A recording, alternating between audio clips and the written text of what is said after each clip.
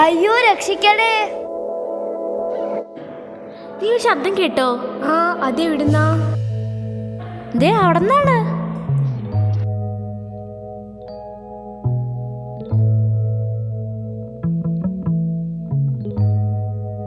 ഇതെന്താ?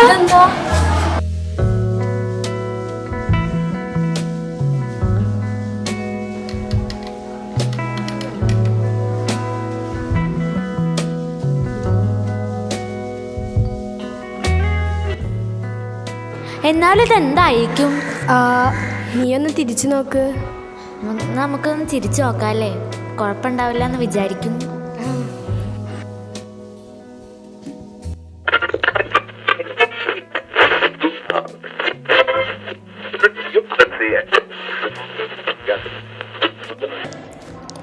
നിങ്ങൾക്ക് എന്നെ മനസ്സിലായില്ലേ? ഞാനാണ് റേഡിയോ. ആളുകൾ പാട്ടുകൾ കേൾക്കാനും വാർത്തകൾ അറിയാനും എന്നെ ഉപയോഗിച്ചിരുന്നു. ഇന്ന് എന്നെ ആർക്കും വേണ്ട. കഴിഞ്ഞ നൂറ്റാണ്ട് വരെ സന്ദേശങ്ങൾ അയക്കാനും സൗണ്ട് റെക്കോർഡ് ചെയ്യാനും എന്നെയായിരുന്നു ഉപയോഗിച്ചിരുന്നത്. അടിയന്തരാവസ്ഥ കാലത്തും പ്രകൃതി ദുരന്ത സമയത്തും പ്രവർത്തനങ്ങൾ നിയന്ത്രിച്ചിരുന്നത് ഞാൻ മുഖേനയായിരുന്നു. ഇതെന്ത് സാധനം? മുക്കിലിരിക്കണ മൂക്ക് പിടിച്ചാൽ പാട്ട് പാടണ ഈ മുതുമുത്തശ്ശി ഉണ്ടല്ലോ, അതില്ലാതെ വയ്യ. 7:30 മണിയുടെ വാർത്തകൾ വായിക്കുന്നത് ഹക്കീം കൂട്ടായി എന്ന ശബ്ദമില്ലാതെ രാവിലെകളില്ല.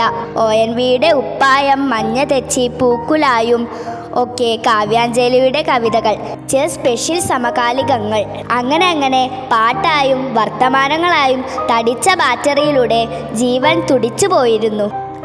ഇന്ന് എന്നെ ആർക്കും വേണ്ട.